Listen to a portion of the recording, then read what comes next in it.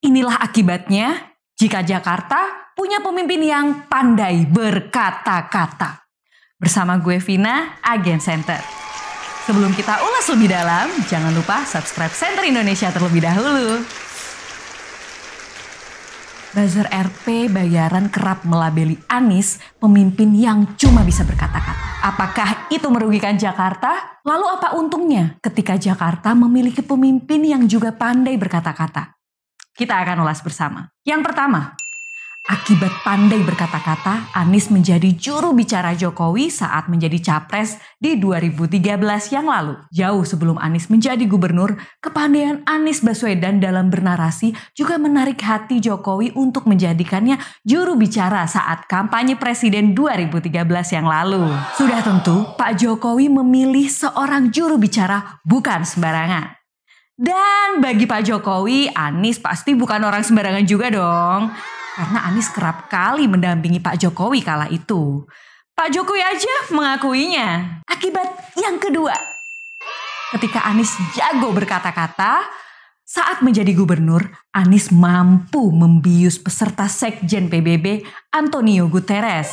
Hanya dalam 2 menit, Anies mampu membius ketua sidang dan peserta sidang yang langsung disetujui usulnya pada saat itu. Anies mengusulkan, pertama-tama, PBB dapat mendorong negara-negara untuk mengakui pencapaian aksi iklim yang dilakukan pada tingkat kota dan itu perlu dihitung sebagai bagian dari National Determined Contribution atau NDC dari aksi iklim. Yang kedua, Anies menyebut PBB mampu meminjamkan tangannya untuk mendorong terjadinya integrasi vertikal dan horizontal pada tingkat aksi serta kebijakan. Hanya butuh waktu 2 menit saja, Anies mampu meyakinkan Sekjen PBB untuk menyetujui usulannya terkait dukungan aksi iklim. Dalam forum virtual bertajuk Dialogue Between C40 Mayors and UN Secretary General Advancing Carbon Neutrality and Resilient Recovery for Cities and Nations. Oh my God!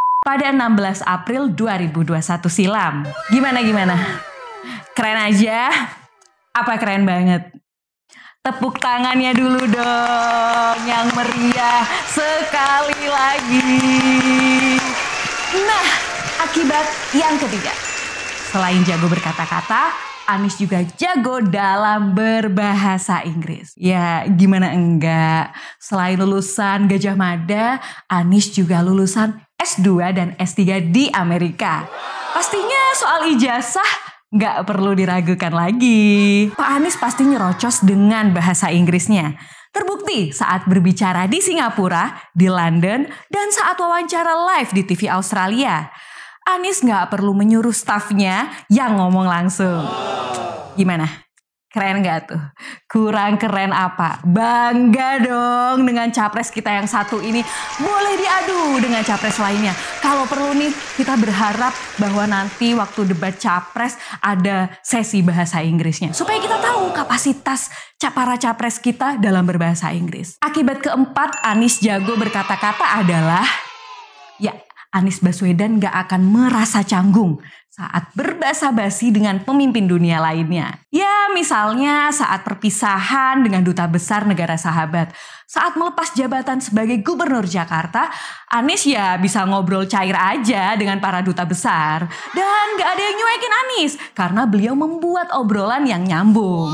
Bayangin aja, kalau misalnya Anies jadi presiden Indonesia yang ke-8. Kita aminin dulu bareng-bareng Centerian. Saat di acara konferensi dunia, Anies mampu membawa diri dengan baik. Dapat ngobrol dengan asik dengan para pemimpin dunia.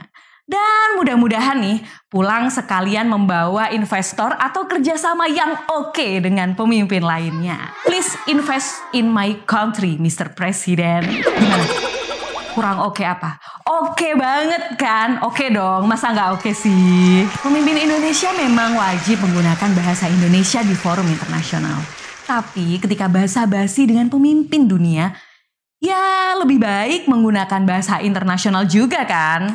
Biar sama-sama nyambung gitu loh. Justru di momen basa-basi inilah semuanya bisa menjadi akrab dan dekat. Anak-anak kecil zaman now aja pada jago-jago bukan bahasa Inggrisnya. Ya, masa pemimpin yang akan memimpin negara malah bahasa Inggrisnya kurang kompeten, kan nggak bisa gitu dong, ya kan? Oke, 2024 nanti silahkan pilih pemimpin yang seperti apa yang kalian suka. Kalau kami sih udah pasti Anies Baswedan. Jadi mohon doanya ya sendirian. Doakan yang terbaik kepada Allah Subhanahu wa taala, Tuhan yang Maha Esa, agar hadirkan Anies sebagai presiden di 2024 nanti. Amin amin ya robbal alamin. Mari subscribe Center Indonesia, channel yang berusaha keras menjadi setitik cahaya terang untuk mencari kebenaran. Wassalamualaikum warahmatullahi wabarakatuh.